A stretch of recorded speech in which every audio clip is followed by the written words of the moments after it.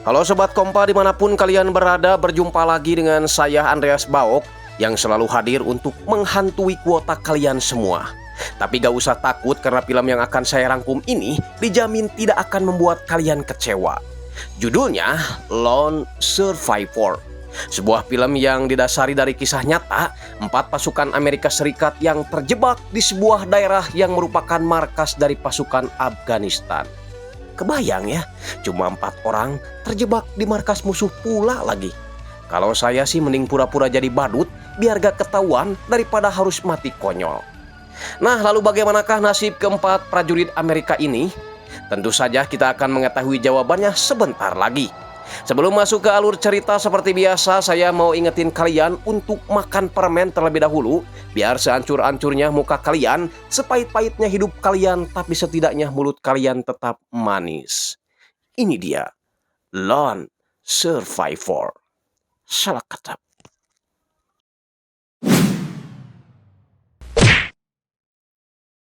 Di awal film kita akan diperlihatkan beberapa video dokumenter yang menampilkan adegan bagaimana kerasnya latihan militer. Ring the bell 3 times. 2 minutes, you don't make it, you do it again. Winning here is make up your mind whether you want to pass.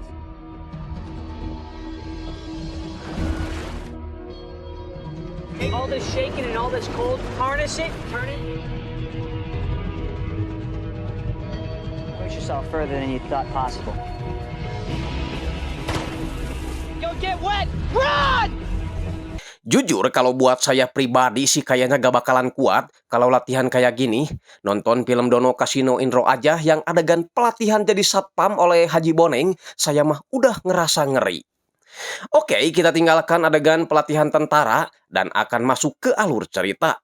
Di mana di scene pertama kita akan melihat sebuah helikopter yang membawa seorang prajurit. Yang mana prajurit tersebut sedang dalam keadaan tidak baik-baik saja. Sesampainya di pangkalan udara, dia langsung mendapatkan perawatan medis dan saya belum tahu apakah si prajurit itu bisa selamat atau akan menjadi pocong. Yang jelas, scene mundur ke 3 hari sebelum kejadian itu terjadi, tepatnya di Bagram, di kamp para tentara.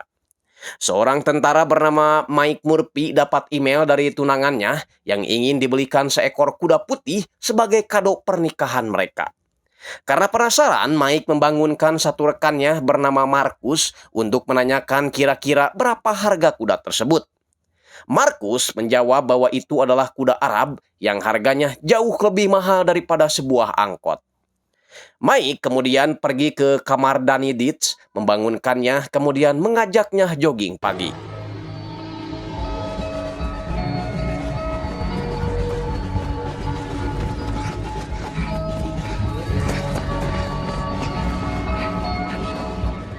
Sedangkan satu orang tentara lagi bernama Matt Axelsen sedang asik ngechat dengan mbak-mbak micet. Sambil menikmati sarapan pagi, mereka berkumpul di tengah lapangan dan berniat saling cukur bewok karena penampilan mereka udah gak jauh beda dengan penampilan si Limbad. Namun tiba-tiba komandan mereka yang bernama Eric memberitahu bahwa pasukan Red Wing akan berangkat malam ini pukul 6 maghrib dan pembahasan taktik akan dilaksanakan sejam lagi. Seorang tentara muda yang masih bulu kumuut bernama Sean Patton ingin ikut tapi tidak diperbolehkan oleh tim senior.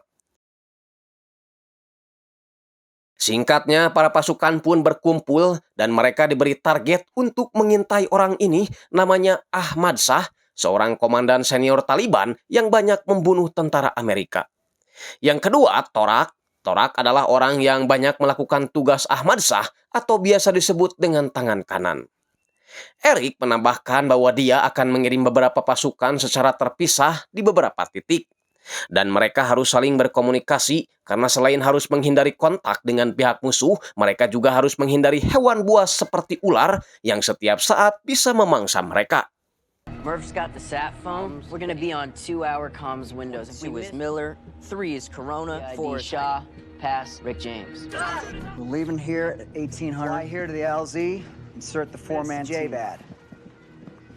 When we hear Schlitz Malt Liquor, the QRF will stay here. The movement is so we can get the 47. I'm bringing up tomorrow night's new guy presentation. Good, Napoleon.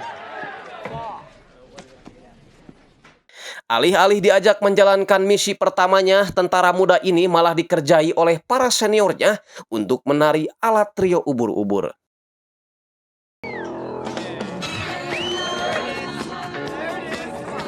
There we go.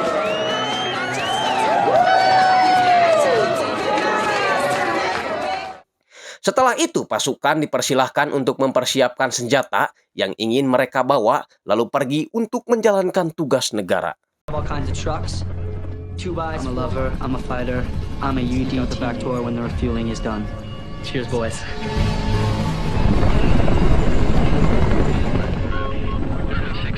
How the fuck do you know about that? I know everything. The original silver. More Rangers horn.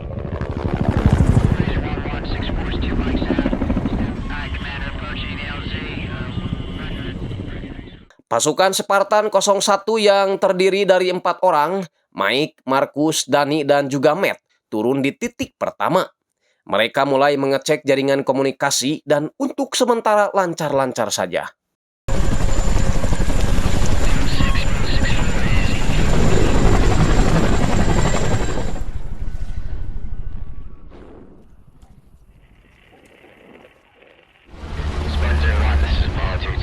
Apollo 22, this is Spartan 01. Mereka terus berjalan melewati checkpoint sambil tak lupa terus berkomunikasi dengan markas yang berada di G-Bed. Apollo 22. Spartan 01, Spartan base. Copy. 22. Spartan 01. Say again your last. Spartan 01 passes Heineken.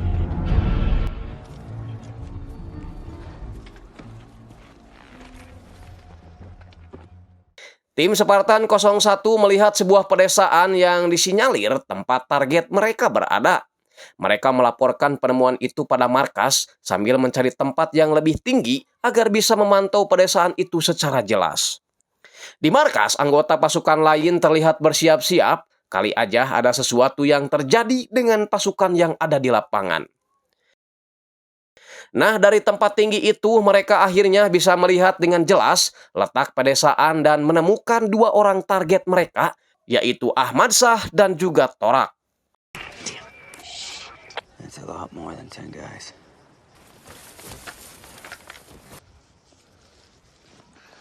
Super freak, that's Rick James, bitch. Namun sayangnya sinyal komunikasi mereka terganggu hingga mereka memutuskan untuk melanjutkan perjalanan ke tempat yang lebih tinggi lagi pada pukul 9.30. Dan untuk sementara mereka akan beristirahat dulu di bawah semak-semak pohon. Di waktu istirahat itu, Mike lagi-lagi menanyakan harga kuda Arab yang diinginkan oleh calon istrinya itu pada Marcus. Marcus menjawab harganya $15.000 dan sebulan sekali harus dikasih korma karena kuda itu berasal dari Arab.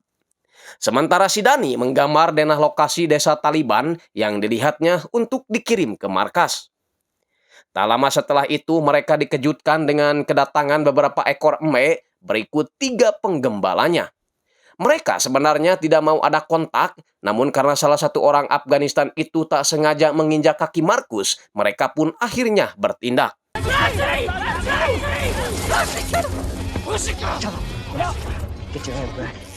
Salah satu dari orang Afghanistan itu ternyata dibekali dengan telepon satelit yang langsung dirampas oleh Mike. Mike kemudian menggunakan telepon satelit itu untuk menelepon komandannya.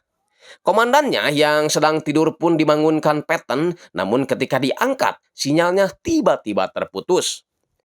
Dropped. Mike, I just say need to talk to you. Are we having comms problems with Spartan 01? try him back, for fuck's sake.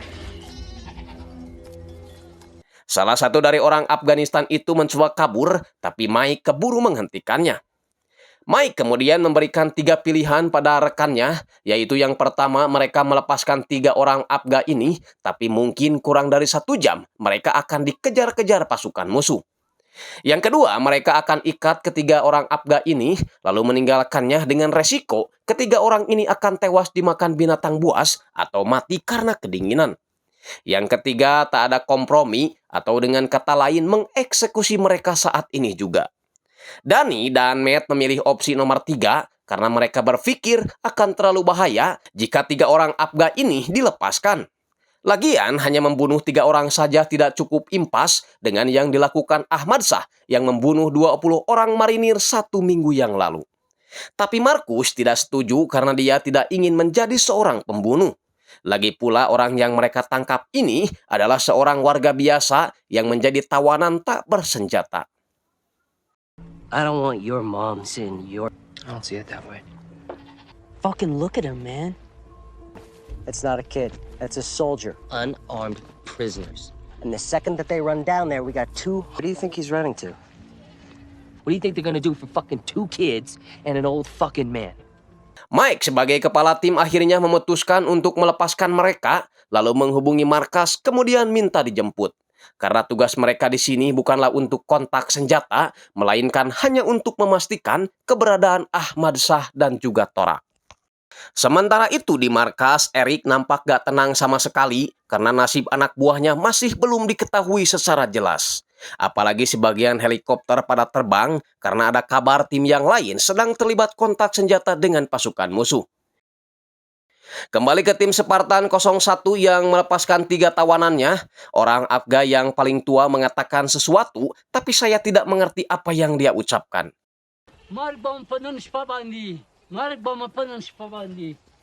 Ya, itu mungkin sebagai bentuk ancaman kepada 4 tentara Amerika ini.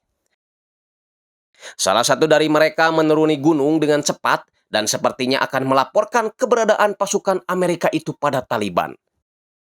Sedangkan tim masih aja gak dapat sinyal meskipun mereka sudah hampir berada di puncak gunung.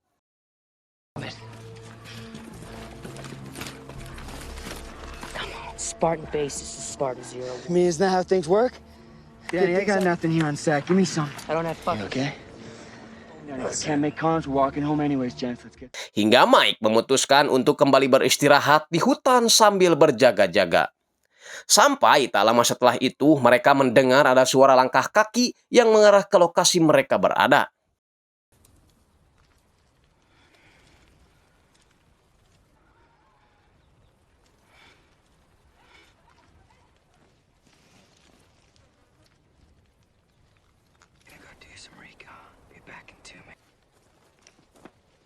Mike coba keluar untuk memeriksa lokasi sekitar, namun Masya Allah, mereka ternyata sudah terkepung oleh puluhan pasukan musuh. Markus menyadari kalau keputusannya melepaskan 3 penggembala embet tadi salah, tapi apa boleh buat, nasi sudah menjadi sangu dan mereka terpaksa harus melakukan kontak senjata.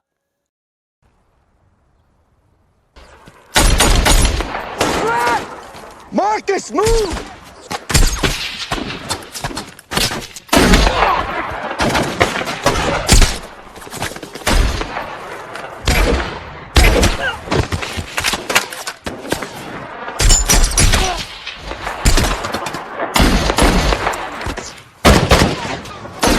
Motherfucker. Banyaknya pasukan musuh membuat tim semakin terpojok dan ada beberapa tembakan yang mengenai mereka. Motherfucker.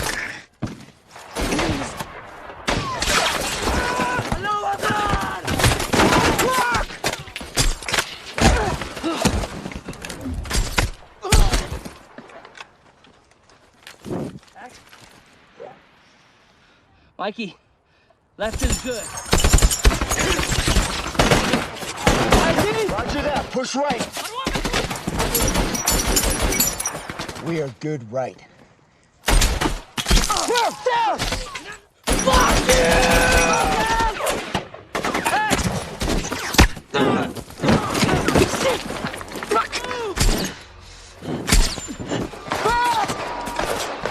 Mikey! Consolidate on me! Roger that! Danny, good! Mereka berempat harus terpental ke bawah karena pasukan musuh terus menyerang mereka dengan lodong super.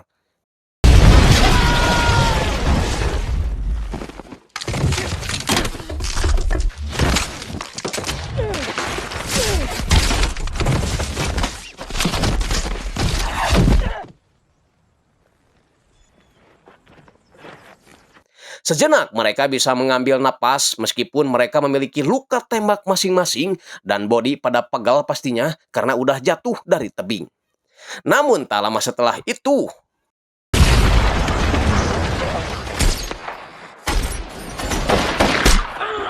Damn! Here you go, buddy. Feel left! Okay?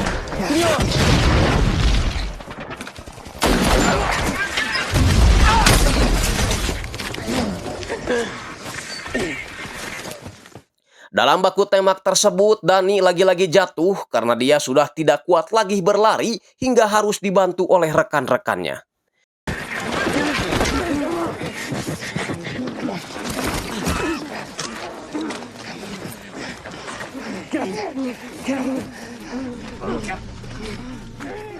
Di balik sebuah batu, mereka sempat saling mengobati luka, terutama Dani yang mulai ngaco karena mungkin udah diintai oleh malaikat maut. Fucking Combs. Easy. Suck it the fuck up, okay, Danny? You're a fucking fraud. Just don't understand how fucking fast you are. Fuck up. Just fucking talking to my mom.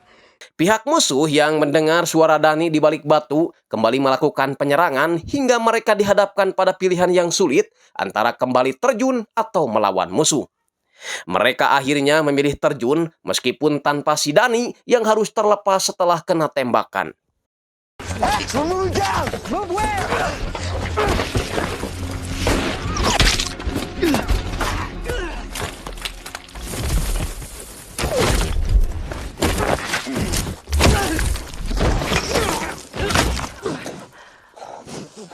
Dani akhirnya harus tertangkap pihak musuh, sedangkan ketiga rekannya yang lain udah mah jatuh dari atas tebing, dibombardir pula oleh ratusan peluru.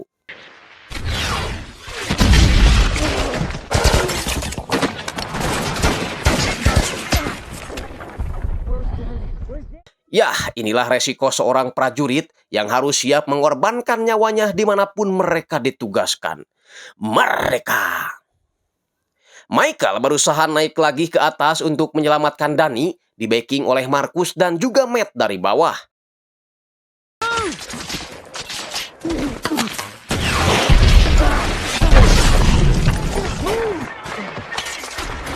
Country, I'm gonna live for mine. I don't think we can get him from here. We ain't on fucking.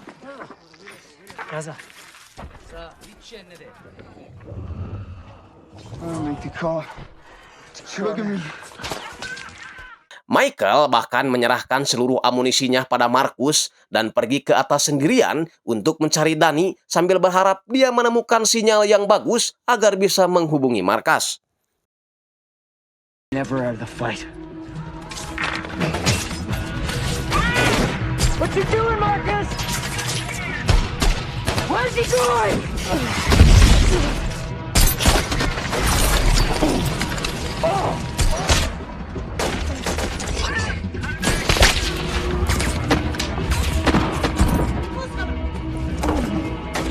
I am the Reaper.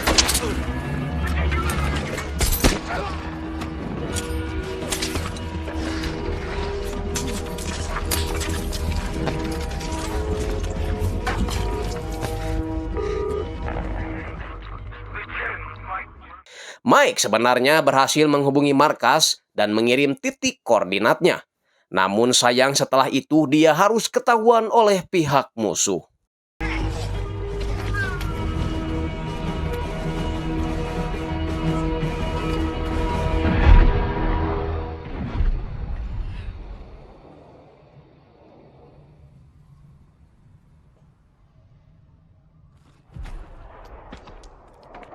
Markas segera mengirimkan pasukannya, tapi sayangnya mereka hanya bisa mengirimkan 2 helikopter saja setelah helikopter lainnya harus pergi ke tempat lain.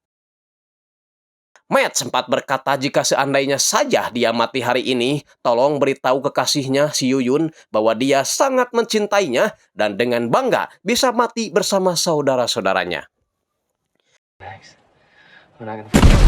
Get yourself some real estate.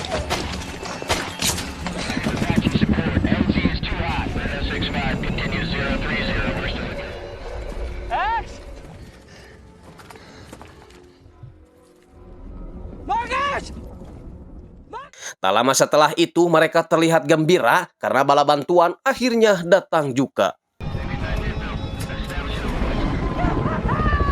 Namun tiba-tiba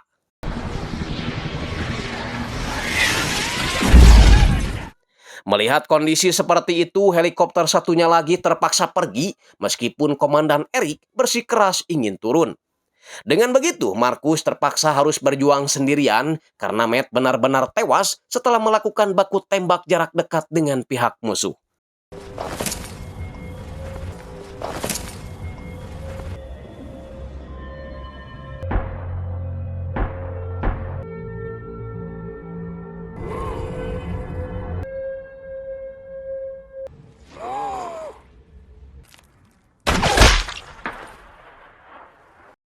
Markus sendiri yang terus-terusan mencari Matt dihantam RPG musuh hingga dia jatuh ke bawah dan segera bersembunyi di balik batu.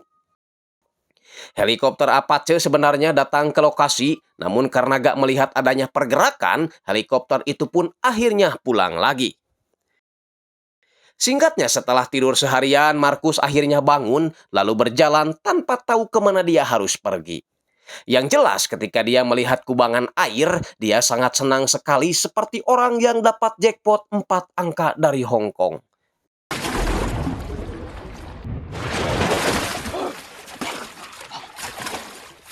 Namun tiba-tiba warga sekitar menemukannya dan berniat ingin membantunya. Markus awalnya merasa takut, tapi ketika warga itu mengelurkan tangan, akhirnya dia bersedia dan langsung dibawa ke rumah warga.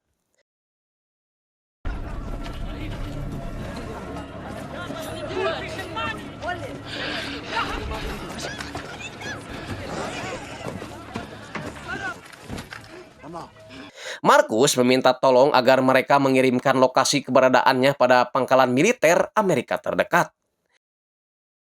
Tapi tak lama setelah itu, Torak dan anak buahnya datang, menampar yang punya rumah, lalu membawa Markus untuk dieksekusi. Tapi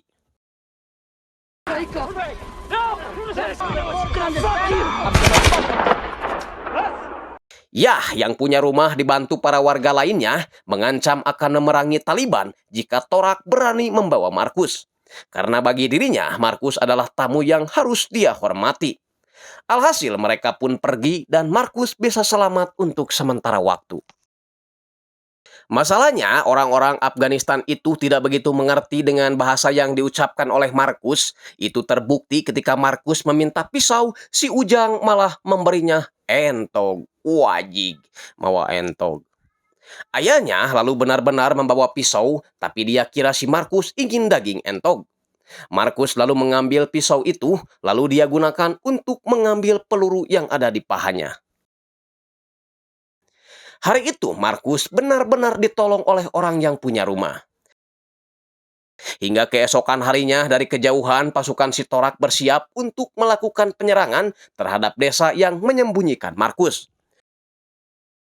Markus sendiri kini sedang diberi sarapan pagi oleh yang punya rumah, dan tak lama setelah itu, How you doing this, man?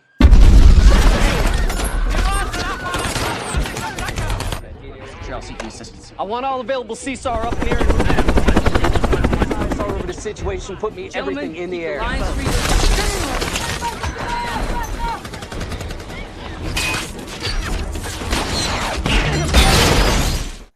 Markus kembali disiksa, sedangkan yang punya rumah bertarung dengan si Torak yang kemudian berhasil membunuhnya.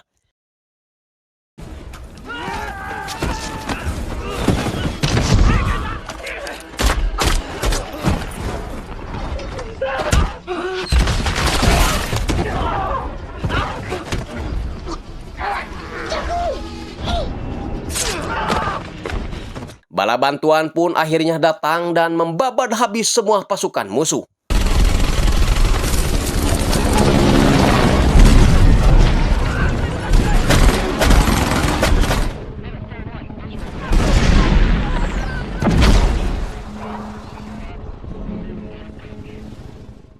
Markus akhirnya berhasil dievakuasi sambil tak lupa mengucapkan terima kasih pada si tuan rumah berikut anaknya yang telah memperlakukan dia dengan baik.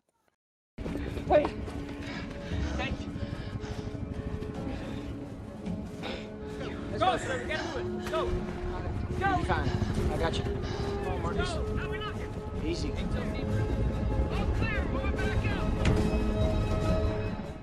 Dan sampailah kita pada adegan seperti di awal film. Fear of reputation that I am bound to uphold. Jantung Markus sebenarnya sempat berhenti, namun kembali berdenyut dan bisa hidup sampai sekarang. Yah, katanya film ini didedikasikan buat para pasukan Red Wing yang telah gagah berani melawan pasukan musuh di Afghanistan. Hingga di akhir-akhir film ini, kita dapat melihat potret-potret asli pasukan Red Wing sebelum mereka berangkat ke Afghanistan.